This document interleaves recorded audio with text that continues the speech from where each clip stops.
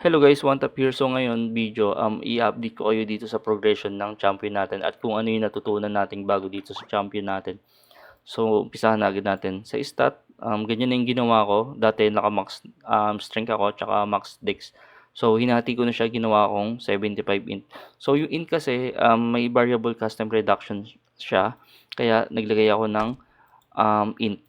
Tapos ang magiging ano na lang natin dito, ang cooldown ng finger offensive natin dito ay 0.2 na lang siya. So dati kasi pagka max yung strength at dex max, 0.3 siya. So malaking tulong na din yung int na mapababa niya yung cast time ng finger offensive natin. Tapos may mga nagtanong dito sa nakaraang video natin. Ito yung auto settings ko. So yung Zen, critical explosion, tapos yung mga buffs, itong Angelus. So maganda rin yung Angelus 95% depth siya. PD party. So kaya nilagay ko siya. Tapos sa item natin, ito lang yung update natin dito. Wala naman akong wala akong masyadong update dito. Yung mga card lang na 3-star ko na yung Mantis. Tapos dito, Greatest General, 2-star. Tapos dito, pagdating sa card, wala pa rin ako nakukuhang purple card. So dahil nga Moonlight yung pagpo-practicean natin, nakapang Moonlight tayo. So ayan, wala pa rin akong purple card na mga mga skeleton worker.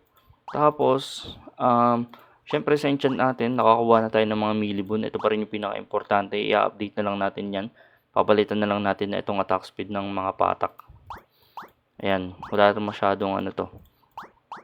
Tapos pagdating sa feathers natin, ayan, ganyan yung ginawa nating feathers. Lahat ng attack, lahat pula, tapos sabay sa depth, dalawang puti.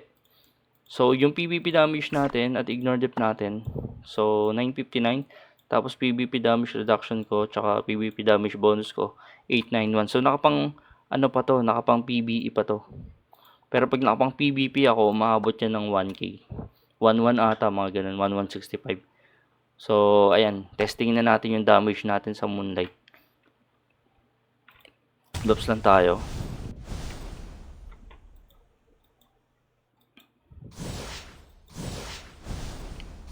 Makita nyo yung cast, sobrang bilis na kumasa, 0.2. So naka plus 15 weapon na tayo nung nakarang kasi hindi tayo naka plus 15 plus 14 lang. So ano ba yung plus 15? Ayun no, 20% more damage, 50% chance. Ayun, pag tumama mga 1.6, 1.7, ganun yung laruan niya. Pero pag naka pure damage ako dito, maabot to ng ng 1.9 na ata, mga ganun, 1.8. Pero dahil nga yung stat natin ganyan, naka int 75. Tapos armor natin syempre, tier set.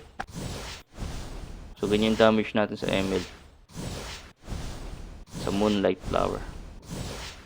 So ayun lang yung update natin dito sa champion natin. Baka di na ako bumalik ng assassin guys. Ang dami kasing assassin eh. Kaya champion tayo. Ito rin yung gusto ko kasing class eh.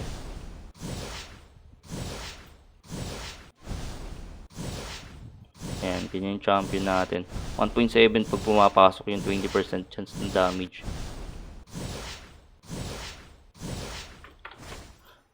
So, yun lang guys. Thank you so much sa panonood at huwag kalimutan mag-follow at like dito sa One Tap. Thank you.